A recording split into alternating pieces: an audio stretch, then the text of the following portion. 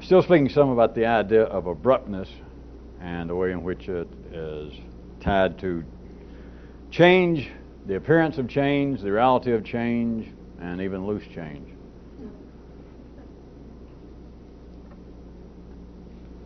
Consider, even after we were talking about the fact that abruptness in the three-dimensional world is a form of, shall we say, an illusion, which it's not, but shall we say that? Life lets men think about the idea of change and abruptness in two ways, two very distinct ways that the ordinary intellect, operating in a polarized world, does not see therein any conflict, as it should not. But that ordinary mentation can both think and speak about change as being possibly abrupt and being possibly quite gradual, and it sees no conflict, such as the same person can do this, or it could be separate people operating within the same confines, in the same city, the same environs, etc. But one person can do this. They could think about that they were going to quit smoking or drinking, and think about, well, the only way to do it is cold turkey. I'll just stop. That's the only way to do it. And they could bolster this with extensive verbal play about, well, I've tried it before, and the only way to do it, my uncle tried, and he said, hey, I went through this and that, I took pills, and the only way to do it, you just got to stop. A person can think, a person can talk about that kind of abrupt change, the possibility that he knows somebody that's done it. He can say, I can do it. If anybody can do it, I can do it. I got a will of, if not steel, at least fortified tin. I can do this. But the same person can then also, now catch this, can say, I certainly should stop drinking, but it's a medically known fact that your body has already built up throughout years of drinking a certain kind of tolerance and even dependence upon the input of alcohol into the system, and therefore it can be medicinally dangerous. What I'll do is I'll go check myself into the Henry Ford Clinic. I will go to a place that will gradually wean you from alcohol.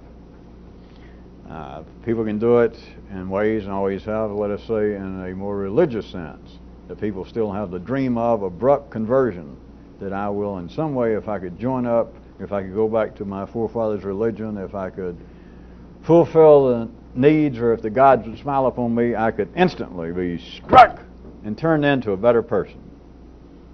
And coevally, simultaneously, a few seconds before, a few seconds later, a few seconds over in an oblique way that we will not try to describe, the same person can also think, talk, the system be filled with ideas of a kind of religious change, a serious change in oneself is not being. Now catch why they do not go back and deny the possibility of instant conversion. But the same person can also, we'll just put it spatially, sequentially, that is, at a different time segment in 3D space, that the same person's idea of even a religious change is not instant. The whole concept becomes one of fits and starts, and well, I'll try to do better. And I bet you I can. Well, I know I have in the past. I will start treating my family better, and I'll quit stealing gym clips at the office. But whilst saying that and thinking that, they also have the sure certainty in their own nervous system that it will be a matter of relapses. I will not, just because I start attending church again, just because I start going back to Mass twice a week. That's no sign I'm going to be a good Catholic again. I know probably for a few days I'll really be with it, but I know what will happen. It's life continuing to allow, as always, people to think about the apparent alterations possible of polarity, and they do not see that they are in conflict. I repeat again, don't get hung They're not in conflict. It's not that a person should see that the only way to quit drinking or the only way to become religious is, by God, just do it. That's not right. That's not wrong. That is one polarization of what the intellect would call change. In this case, one's consumption of alcohol or one's apparent alliance with organized religion. It's not right or wrong, but they do not see that the alteration is simply a polarization of whichever one they started thinking. And thus the intellect is always left in any area, in the same way there's got to be two words for any one idea. There has to be two words for any one word. You understand that by now. If your word is sobriety, you can't have the word sobriety without tipsiness. But the intellect does not perceive. As long as it is tied to three-dimensional sequential thought, it cannot. It can't be taught. It is simply the electrical basis of it. It cannot see that what appears to be the possible alternatives in life are not alternatives. They're reverse polarizations of the same thing. Which, I might add, if an ordinary intellect could even be made to see that, would not affect any change in that intellect, because it would still be operating on the basis that all alternatives are nothing more than a reversal in the polarization of whichever one they started thinking about, whichever end of the magnet they grabbed.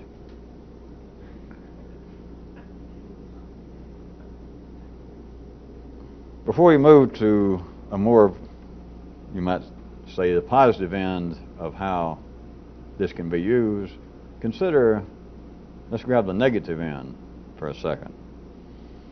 When people do think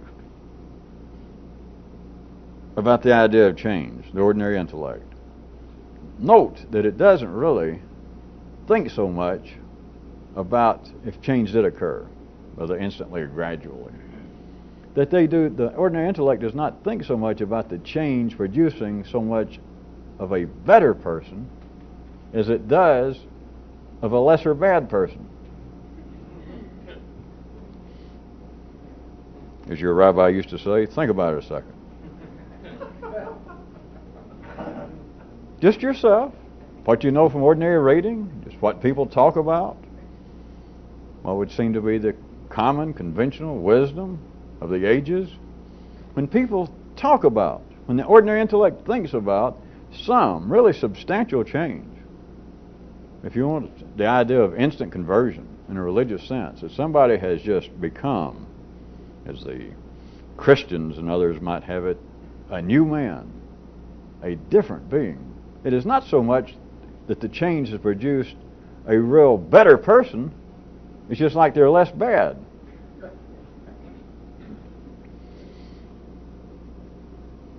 Do I have to continue? Because this is real subtle, or it wouldn't be fun. I wish there was another word which is not for real subtle, or a term because there's not. Because real subtle, it gets to the edge of a three-dimensional cube, which let's say that is what the ordinary intellect is skating on, and it gets up to the edge, and ordinarily just you go over and you're still hung on it through the process of being magnetized. And really subtle would be you go out to the edge of thinking on a 3D cube that, let's say it's your intellect, all humans' intellect, but yours, and it's floating here in five-dimensional space, and don't ask me what that is.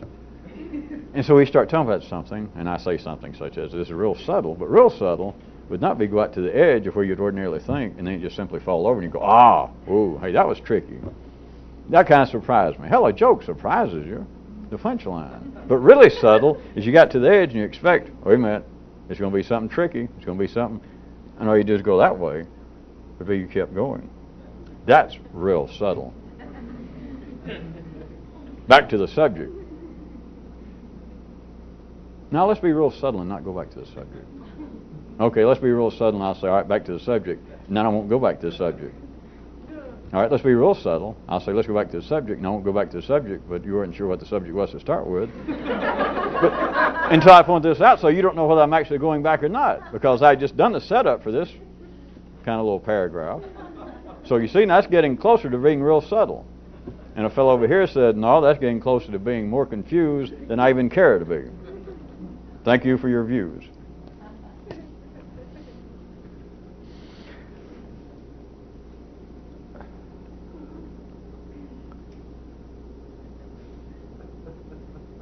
What I was trying to get you to consider, that the intellect, not through any sort of sociological, religious, institutional, cultural, racial, sexual, what the hell did I leave out? Shoe size based, psychological impact on people. It's not that causes what I'm saying. That is, that when the ordinary intellect thinks about a change in oneself, in a human, that the change is not so much that it produces a better person, that it produces someone who is less flawed. This is on the basis, not of psychology in any way, but it's on the basis of how energy operates in a polarized environment. But I was going ahead, since that doesn't say much to the ordinary intellect, other than they can say, well, that makes sense if it was true. The sentence makes sense. But other than that, to go back to what would appear to be the kinds of easier descriptions, even though they're not psychologically founded,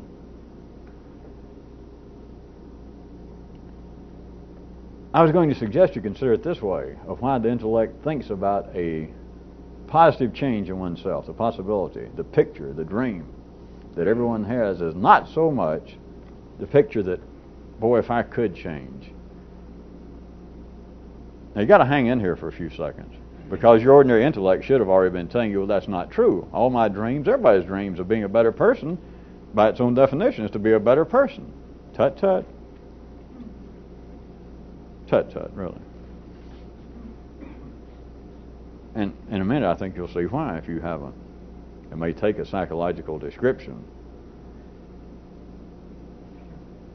If the intellect could use the kind of fuel that was non-polarized, that is, that the idea of change, just a picture that an ordinary person has of change, the change in a person would be positive, of actually being a better person as opposed to simply being less flawed. If that were true, if that were possible, can I suggest on the basis of some of what we've been talking about of late, it would be getting too close to the possibility of abruptness. It would be getting too close to the possibility of a real conclusion. Because what you would have had, if it could occur, that if someone got changed through drugs or spiritual conversion or through some sort of miracle, and that they were suddenly the real living epitome of the dream of a change, that I laid down as one old tired being or spirit, and I arose after the great cosmic forces kissed me on the forehead. I arose and I was Snow White. No, I arose and I was a different person, a completely new man. If that were true, you would have what would amount to in a 3D world a true reversal of the polarity of the person. And the closest you're going to see to a true reversal, the closest of a polarity of a person, is when you go to a place where they're real quiet and they have you laid out and you're dressed up and your hair is combed real nice. From a 3D view, that is getting about as close as there is to a reversal. I'm just going to leave this kind of weird and vague because I don't want to say anymore, but that's getting the closest. As long as you are still functioning in the AC, DC electrical field, that is, you're still alive on this planet, there is no such thing, may I suggest, as a true reversal. You cannot take the polarity of a person, whatever it may be, and it's not simply positive or negative, by the way, but there's no way to verbally, it's just a potpourri of all kinds of little possibilities within that. But if we took as a general label and call one person that they were polarized at the positive end, you cannot reverse them. That is, the change, the idea of an abrupt change, which would be a complete change, is not possible. The closest it is possible is to die at this level. Thus, even the dream is not possible. The energy is not there, the electrical energy is not there for the ordinary intellect to actually dream of a real positive change. Now would any of you care to go back and consult, go back and dicker with your own old nervous system that's been talking to you thus far, or may have, in response to what I had been saying, that is, of naysaying it, and saying, well, I can picture a complete change. Anybody can. No, they can't. The energy is not there. The closest, and of course the ordinary intellect has never been driven to couch it in these terms, but the closest the ordinary intellect does perceive of total abrupt change is death. That's the closest it comes. It doesn't call it that in that way. But notice all the ideas, the religious ideas, and most people's idea, or belief, faith, whatever they call it, is that after they die, they don't die. That they actually show up somewhere else. And it's that somewhere else, the idea of an afterlife, another life, is the closest ordinary intellect comes to any perception of a true change. And then it's still not a true change, you understand, but that's the closest. But then they just dream of things, all they can do is try and reverse all that seems to be negative here. That paradise will be a place where you don't ever get sick, you don't ever get old, you never turn your ankle, you're never behind in your taxes, you never get overweight, you can eat all, and that's everybody's. You can forget the institutional version. It seems that every religion has some kind of tenets. But the people involved, if you ask them, do you really believe there's or do you hope there is? Do you kind of believe there's a paradise later? Yeah, I do. What's your feel about it? All they're going to do is describe the negative aspects to them. The electrical charge in their brain that attracts it, and all they're going to do, and they might not put it that way, they might start and say, well, paradise to begin with is, well, it's just paradise. That's why we call it paradise. Well, could you tell me more? I mean, specifically, a person. If I converted your religion and I did right and I got into paradise, what would I experience? What's it going to be like forever? Of course, forever, you understand, is the idea that there would never be a reversal in polarization again. There's the whole idea that all religions and gods are dealing not with small-time local matters, infinity. And then, of course, those who like to damn the oxymorons and call themselves religious thinkers within any sort of institutional system, they're the ones that say, if you think gods aren't somebody, or our God isn't somebody, he's the guy that thought of infinity, and you people, you can't even consider what it is. And sure enough, you go, think of something without any beginning or any end, which, by the way, I don't guess any of you ever noticed, but it's kind of intellectual parlor games for adults, is all that is. But to say, well, you know there's got to be a God because the idea of infinity is so outrageous. I mean, it's incomprehensible, is it not? And you could be John Locke's grandson and go, well, yeah. And they say, well. But it's not well. Well, some of you press on with that. The tricky part is I was going to infer the reality behind that kind of trickiness, that infinity, in some way, I've heard this said, I think, if not somebody say it now in the religious community, that just the concept of infinity in itself is some proof of God. If somebody hadn't said that, they're welcome to it. They will now. The idea of infinity is simply another idea, another way of putting the possibility. We're getting close to abruptness again, as if you hadn't lost your place, is the idea of infinity is really like the idea of polarity that cannot be reversed. Which the idea of infinity is just the other side of death. And of course the other side of death with ordinary intellect is, hey, there is another other side of death. That my polarity is going to be reversed and I'm going to lay down and die. Ha-ha! Except it's going to be reversed and I'm going to show up somewhere else, in paradise. And then in paradise is going to be the place they can't ever reverse it on me. The idea of paradise, back where we were, if you ask the person, well, specifically, individually, in what way would I benefit? What would be our experience? All they can do, or you think about it, rather than me talking about it generically, your ordinary intellect. Or if you want to, if you believe that you can get up on a stepladder and get any wise above your ordinary intellect, take your best damn shot. If you try and think, what would paradise be?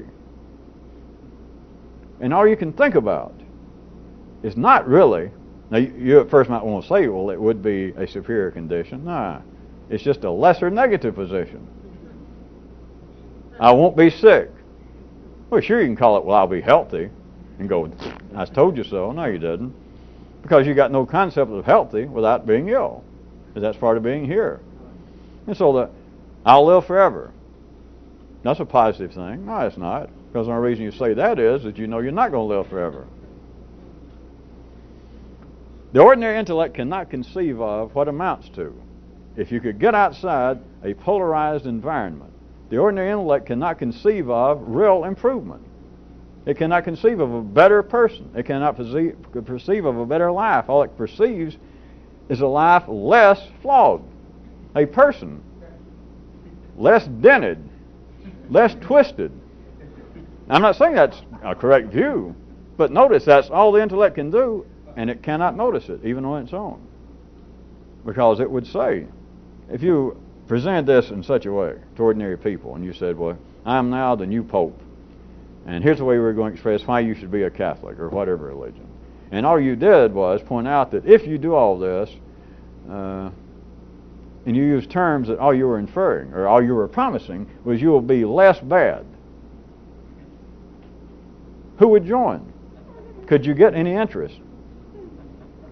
And so it's presented, and the ordinary intellect, as I was speaking for it to start with, would deny this and say, I can perceive of change. Everyone can perceive of positive change, or they would not try to change. Religiously, in gyms, self-help groups, changing jobs, everyone has a perception of being better.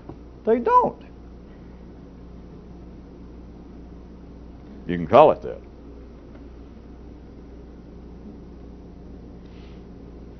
I'll give you one last shot, because it's not playing with words. Not me. It's the intellect playing with words on the basis that they're all in a polarized environment. If we got outside of religion and all sorts of things, and somebody just said, wait a minute, I am now back in school at night.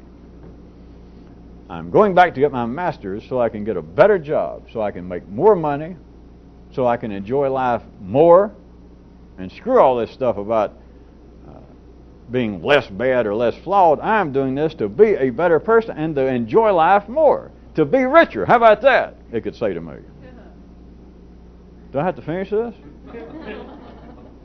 How can you be richer?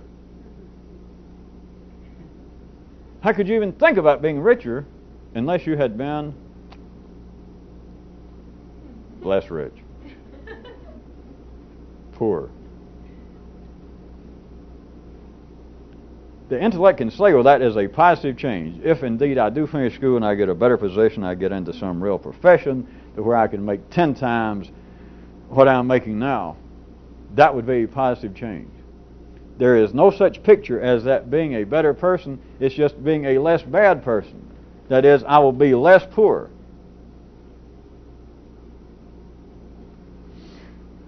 Well, if any of you interested, here's the last shot. Probably all of you have heard this, or you should have, and it is based on reality. Self-made million and billionaires. All you got to do is ask them this in any way at all to encourage them, and they will one and all say, and some of you have read it and heard it, whether you're paying attention or not, that here it is, some guy that started off his own little cow chip or computer chip company nowadays, and he's now worth billions, one of the richest men in America. And they will ask, well, now that you got it all, I notice you still work like a demon. You're still driving this old pickup truck to work, and you're one of the, yeah. But I'm going to tell you the truth. When you grew up in an environment like me, I know I look down there, and it says I'm worth billions. My bankers tell me that. And I'm going to tell you the truth. I feel like every morning I'm going to get up, and it's back to eating cold yams and warm beer for breakfast. When you grow up poor, you never get over it. They say that. And that is a crude reflection of the truth. And it's not based on money. It's based on what I'm telling you. That once you are polarized, once your intellect is thinking in a certain way, which everybody's is to varying degrees, I could do something different with people who were born rich, because money is not the point. But I just giving you an example that these people will admit it. They'll say, well, that's true. I know I'm worth billions. There's no doubt. And I don't know for a fact, but I'm listed as one of the world's 10 richest men, and I accept that. I believe that. But I'm going to tell you the truth. I don't really accept it. I feel like I could lose it all and go back to being dirt poor. In other words, being rich to them is simply being less poor. It's not being better, it's being less flawed.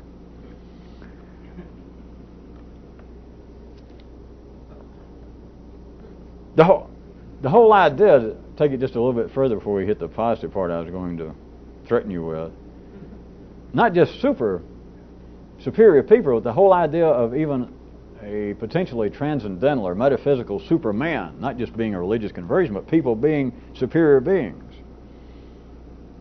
Well, let's make it simple. Ordinary is people's concept of an anthropomorphic deity, which is the same thing. They're pictures of gods. If you ask ordinary intellect, still I'll assume I'm speaking generically for the ordinary intellect, and let's say up until now, still is arguing with me that, wait a minute, people they can picture positive change. You're just fooling with words again in some way. All right, try this then, Bunky. Even if there was some validity to my argument, then the ordinary intellect might say, well, you're going too far now if you're going to start talking about men's concepts of God. Because there we have a clear picture. Well, reasonable men and women. We have some sort of a clear picture of real superiority. Is that right? Is that right? What are the best shots? The people who wrote all the world's Vade-Mecums, the great prophets, the scribes that history says went into major funks. I mean, moments of enlightenment, and the God spoke to them, and they wrote out all this. The people who came down, the Moseses and the Jesuses and everybody else that says, God talked to me. God told me what kind of guy he was. He sent down messages, warnings. What were they all about? What does God describe himself being, according to all religions? Think about it a second. I don't care what religion you know about or ever read about or grew up in. And if you can't think of direct quotes from your religion's Bible, think about just the general concept, the way it's taken in the Western world, the Judeo-Christian concept of Jehovah and God. What kind of guy is he? About the best you could say, and it's not just religion this part of the world, about the best that can be said for gods of all stripes would be, I'll speak for Jehovah, how about that, the Western God. About the best you can say is, he doesn't drink too much.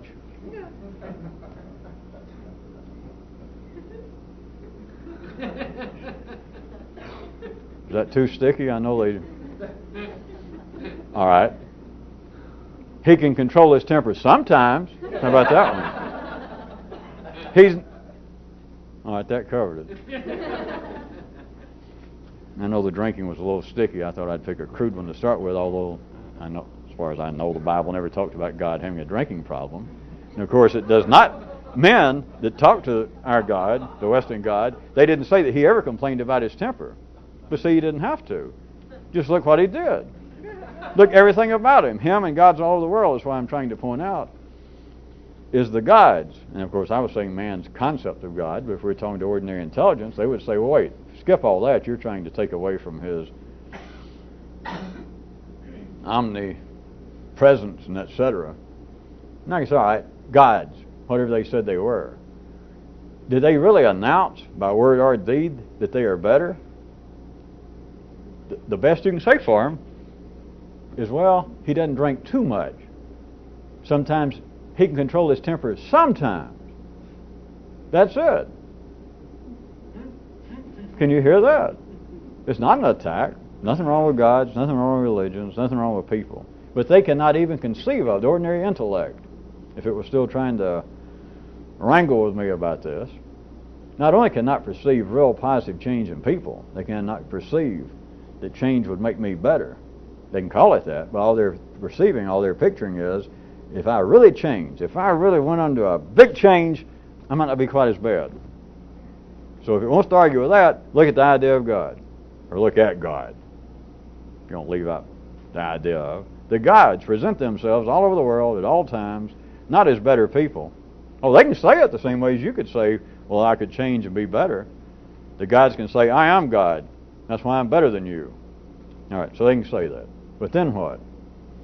After that, what do all words and deeds show about the ideas of gods? Are the gods themselves? Not that they're better.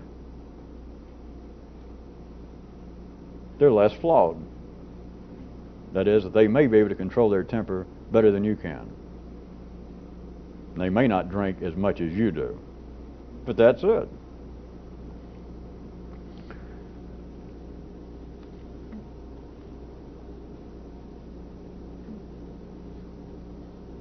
Now fearlessly on to what I was going to point out as being a more positive end of a polarized strip running through this minefield of the evening.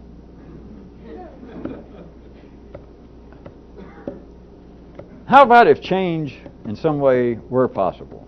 Easy change. And what came to my mind was, what if there were in existence now on this planet a brain app?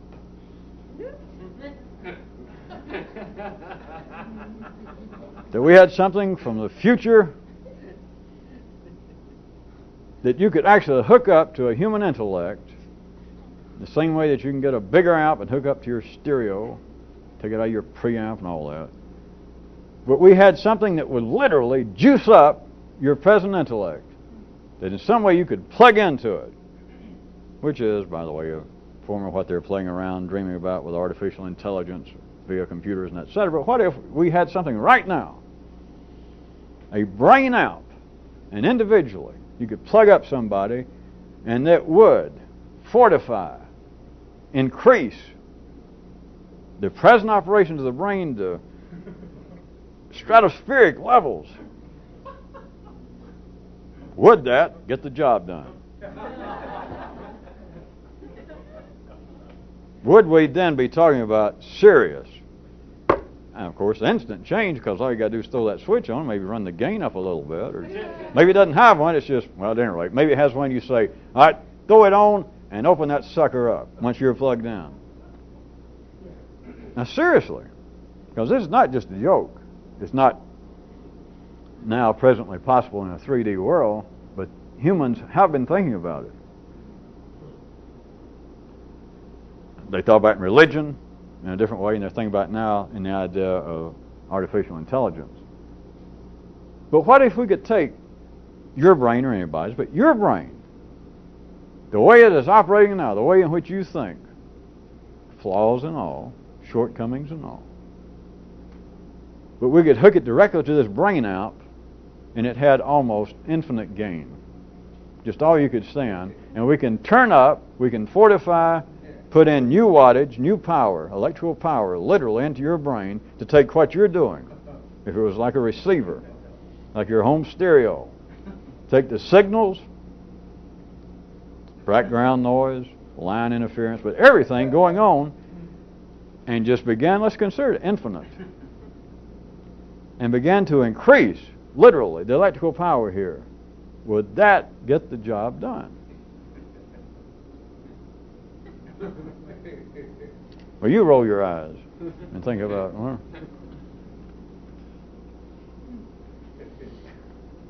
Now, although I made up the term, that kind of sequential, it is a linear movement of energy, is what's going on in electronics and 3D world and etc. And it would be going on with this brain out. Now, although it's never been analyzed in this way, it is not untoward, and you should be able to hear it. Even an ordinary intellect, again, I would suggest, could hear what I'm saying rhetorically. If you picture the idea of a real change in a person, and we'll still consider that they're civilized in the secondary world, and they're the kind of people that I'd be referring to as ordinary, would not be dreaming of a great change in themselves, an instant conversion, actually turning them in to a physically changed Superman, that they could not suddenly fly or walk on water and all that crap. That the change would be somewhere invisibly. They might want to say spiritually, but it would be in the nervous system. They could feel differently, they would think differently, they would be a converted person, they would be a true Christian, a real Jew, an unconditional Muslim, or just the smartest person, the most enlightened person in the world. That's their idea of change. Then the change, anything they picture. See, remember, we're in paragraph 2 now. We're not saying that change is not possible anymore. And I'm not saying that all the ideas of change are simply on the basis of being less flawed rather than being better. We're assuming now that the possibility is otherwise. We would take all that their internal systems do, the higher end of their nervous system, the limbic and the cerebral systems, the blue and yellow circuits, including their dreams of what it would be superhuman, to be a better person. And rather than just being dreams now, we'll take all this activity in the same way that your home tuner will pick up certain stations. Now, I don't mean just local stations, but there are only a certain band within the electromagnetic spectrum that is audible. And so your tuner will pick up everything there. So that is what your ordinary thought is, including the dreams of being extraordinary. So what would seem to be lacking is a certain kind of electrical joie de vivre. You need more juice, right? So if we hook up this amp, and in this kind of linear sequence, we increase the juice and the voltage, that would surely make the positive dreamed of change, would it not? Well, if you want me to answer in one word,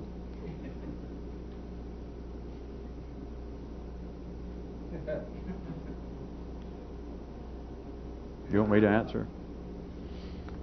Would it? We don't have to stay around and do a great sardonic verbal dance and say, well, it sounds like it should, and wouldn't you expect it would, unless you figured I had some kind of rat hung up, hidden in the cantaloupe that's going to spring out right when you think, well, yeah, that would make sense. It's going to sing happy birthday, and you open the cantaloupe, and a half-nude rat jumps out and embarrasses all the Methodists and other decent people there at the banquet.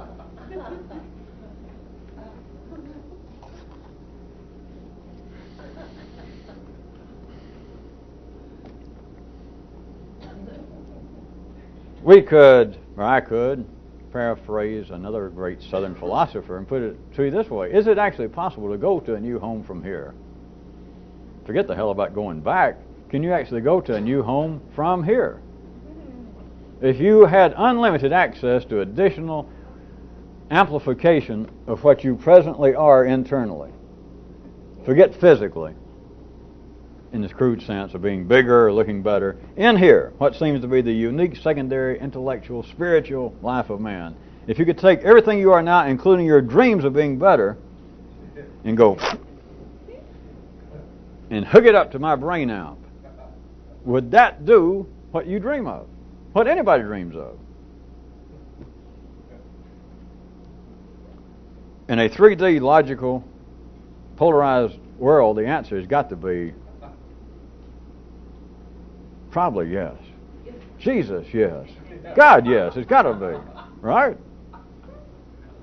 Except don't forget that half-nude rat waiting in the cantaloupe, waiting in the cake, just as soon as everybody congratulates themselves and blow the candles out, and then the top, and then the rat jumps out. The rat stripper, but it's still a rat.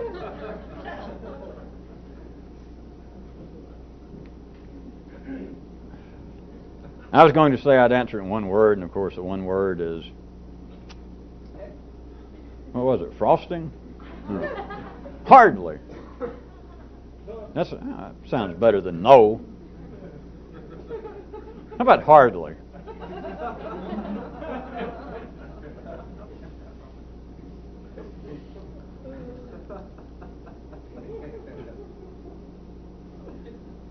I feel that all of you agree with me that we are disproclaved. Don't look it up and write me and tell me it's not there, because I know it. I'm sure all of you are dispersuaded to pursue this much further. But realize, if you can, that there is a subtleness that runs off the 3D board, runs off the scale, runs out of all the measuring intellectual devices, when you're confronted with the question that if you could hook up your brain to an amp and take everything that you think, and I don't just point out the negative aspects, I was pointing in that there's garbage, not just in your brain, but in all systems. All electrical systems have got noise. There's garbage in there. Not just that, but your dreams of a world of no garbage. Your dreams of Superman. All of that is in here, and we amplify it. And then to ask, would that do what you imagine? Your brain, everything that the basis, the electrical basis of polarized brain operations, it's got to say, well, yeah, it's got to. There is no, I don't see a way out. It would do it. And that even before I gave you the great cosmic response of course the guides told me this, I'm just repeating it, hardly.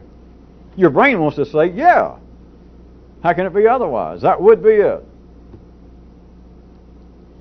Whereas, if you have any possibility of ever knowing anything outside the world of knowing, you knew even before I talked about the stripper rat and the cake, you knew that something smelled.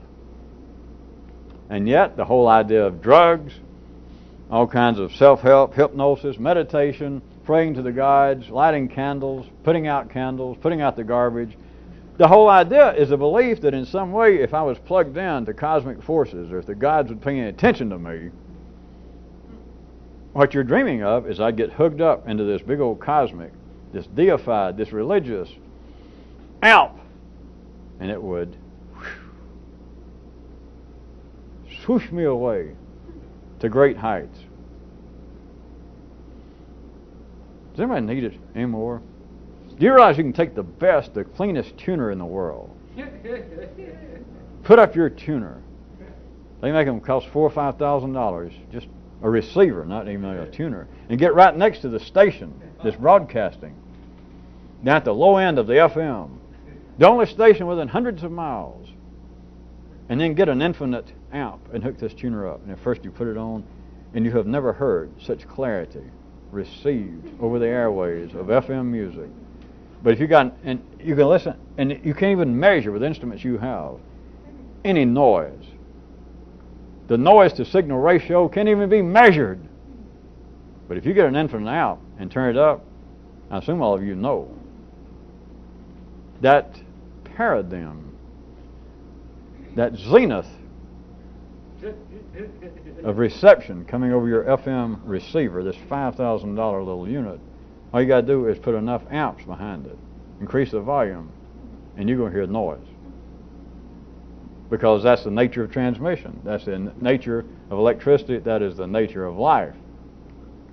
Even if, let's say your dreams of Superman, if you're the ordinary intellect, even if those dreams had some validity, and if they were amplified, that is, if a person attempting to be a great Muslim and going through all the rituals, if indeed in some way that began to produce more energy in them, to where they could indeed be more charitable, be more broad-minded, more tolerant, be a better Muslim. If indeed that happened, now I'm isolating that one little part of their nervous system that did happen, you would have to increase the voltage, the wattage behind it. You'd have to have them hooked up to my brain amp.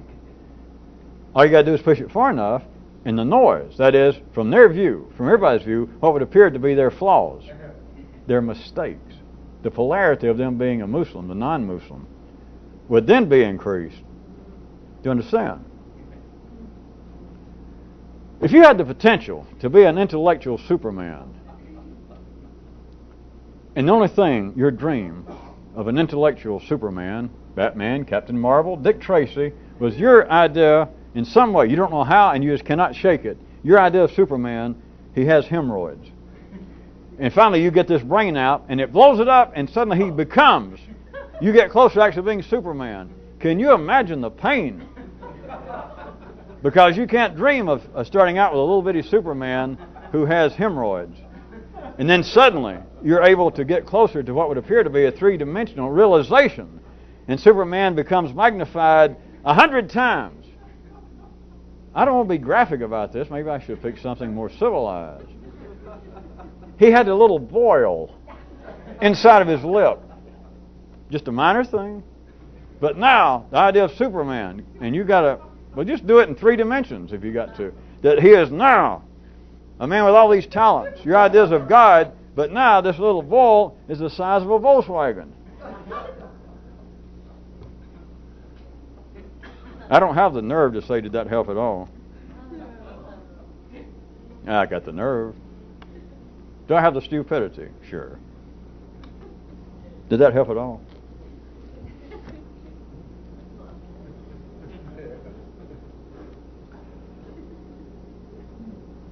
How about a little combination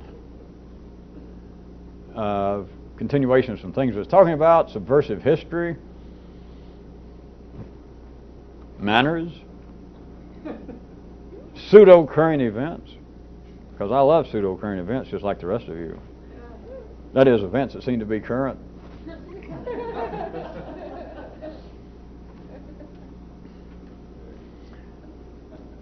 Well, one of the continuations that we were recently talking about, you recall, we were mentioning the fact that man's secondary world, the world of the intellect, could be seen as being primary affairs going into attempted continual pursuit of a variety therein. And also point out that what appeared to be current affairs, historical events, that since variety is required for the secondary world to grow, and for life to grow, the secondary world of man has got to grow. And for all of that to happen, there has got to be variety, and I point out, in areas that would apparently be external affairs, historical and current, of more repressive, tyrannical regimes. Variety is always at a minimum.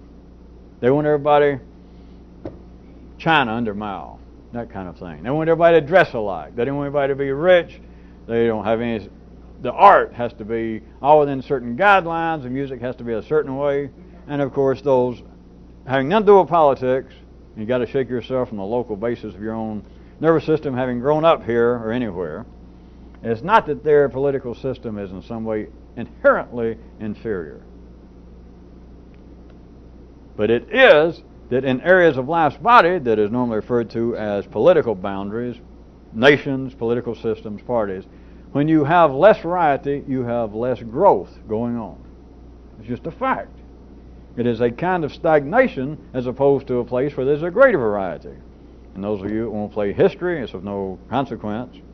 Well, it's of consequence, you just can't do anything about it. But an area gets to where variety is so great, it's like history says, would you care to turn the end of the stick around? That is, when variety gets to a certain point, I'll give you the blues. You'll die before it happens. But back to the areas where it would appear to be of so little variety that life is not growing. And the people finally, apparently, it all breaks apart, like you've been seeing happen in these pseudo-current events of the last year in Eastern Europe. It's just like suddenly the whole place, the people running it, the repressive tyrants and the political councils and the people, it's almost as though there were in a period of months that these whole countries, Czechoslovakia, East Germany, Poland, Hungary, it's like they all got and went, that's enough of this crap. Yeah, that's right. Jesus. Everybody kind of loosen their tie and, damn, get some rock and roll music on the radio there. Pull down all those statues and everybody take off, Jesus Christ, take off all those gray suits you're wearing. Go get some wild clothes. All right. That did happen. It does happen. It's nothing new. But it is based upon what I was referring to you about variety is needed for growth. And what variety was vis-a-vis the primary activities of life in man and how they come out in the civilized secondary world. One little thing that we did not know when we were talking about it was when you're dealing with an area such as is observably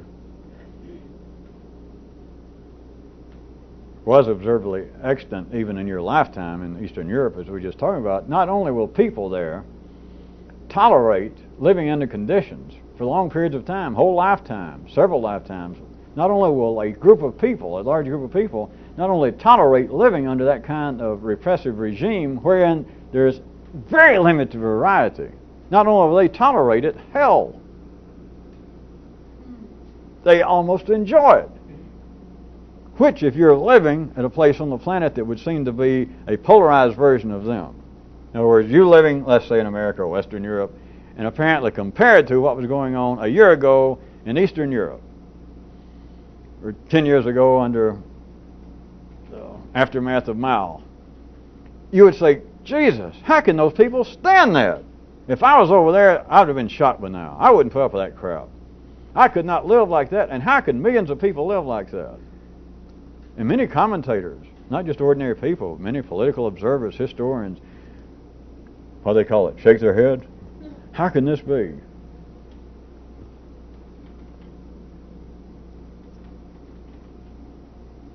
If you've already forgotten, I thought we had damn well established that there is a kind of resistance in the human nervous system to change.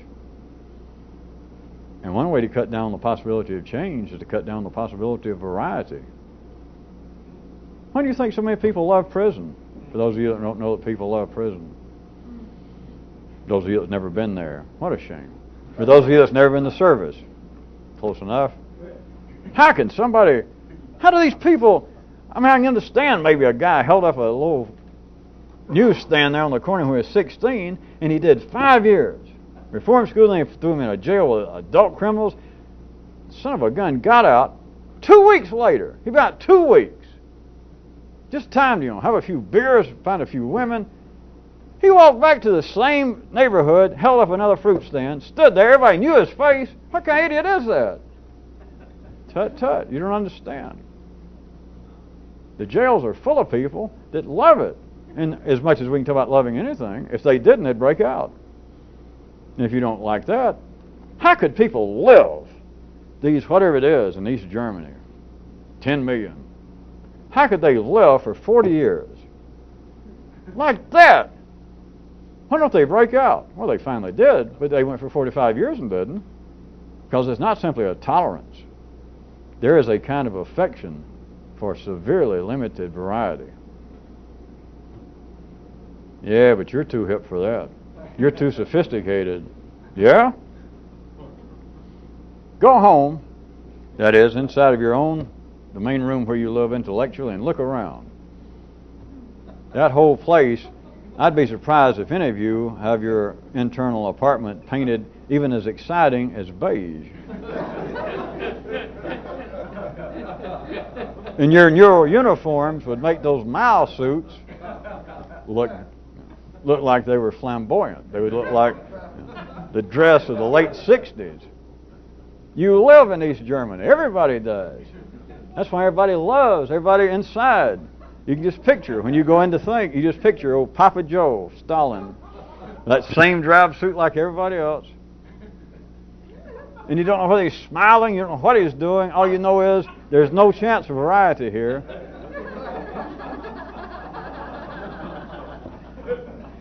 You don't have to worry about 1984 coming up on you or Big Brother watching. You don't have to worry about that. You don't have to wonder, how can those people march over there in Moscow until they underwent their change and look up there and here's all these guys. If it's not Stalin, it's all of his damn successors and all of them. Look how drab.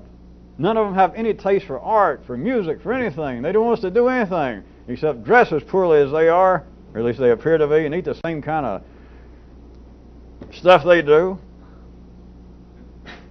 But all the people march by, and they kind of wave. I hope you don't think this really has anything to do with politics. Substitute that platform out there on the Kremlin walls, substitute that for the nervous system's concept of God sitting up in heavens and up on some high platform. Now, Papa Joe, I like his. And of course, after the fact, you know now the man, as they call him, was a maniacal, bloodthirsty killer of his own people. And there he is smiling in that drab suit and all the drab people going. And they even interview people now in Russia that say, boy, I wish Stalin was alive to now and straighten things out and kill some of us. They don't say that, but it's to cut down on the variety. People love to dance with one person, one idea. And the one idea, the better dancer partner it is to ordinary intellect, the more it's dressed in a plain Mao suit.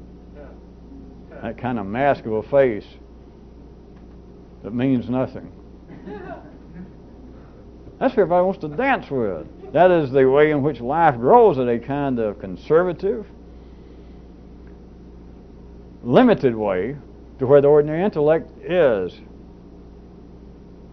I'll say, offered a minimum of alternatives.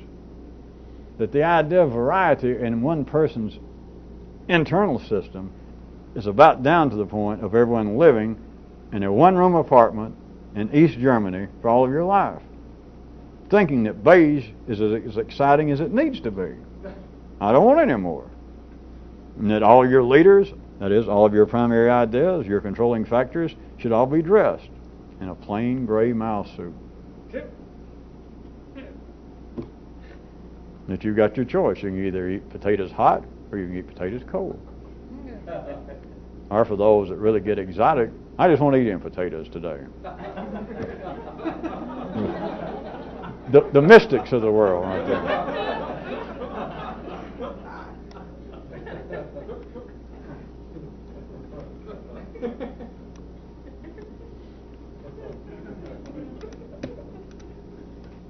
There is something of, I suggest, of operational benefit that we'll have to save till next time.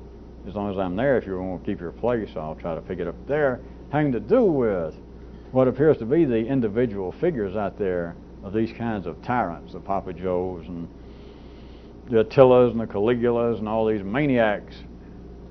And, of course, up to pseudo-current events, including those current events going on inside of your own East Berlin apartment of the brain, of what is apparently considered, without any objection or no great analysis, to be insanity, the madness of people, not just of the Papa Joes, but of madness within individual, everyday people.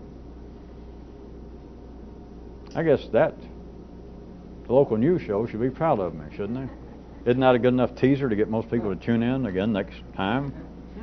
Hey, now we're going to talk about something that could be of personal importance to me. Insanity. Well, notice I didn't ask you to raise your hands like, who would like to hear about, maybe we should talk about insanity, personal insanity and madness on a local level next time. Would you raise your hand? Notice I didn't do that. Of course, I didn't have to.